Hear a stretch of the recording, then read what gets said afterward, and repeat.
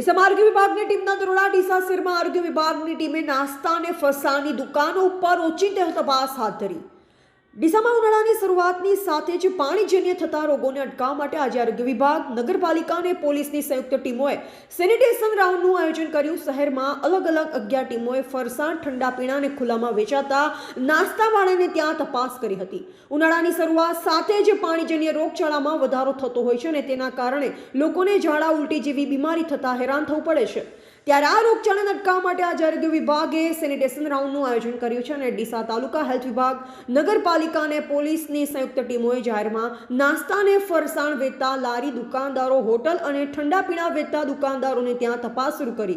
આ તપાસમાં આરોગ્ય વિભાગના 44, નગરપાલિકાના 11 અને પોલીસના 11 કર્મચારીઓ જોડાઈ શહેરના વિવિધ જગ્યાઓ પર તપાસ ચલાવી તેમજ અખાદ્ય ચીજ વસ્તુઓ વેચતા અને શુદ્ધ પાણી મળી આવતા વેપારીને દંડ કરવામાં આવ્યો હતો।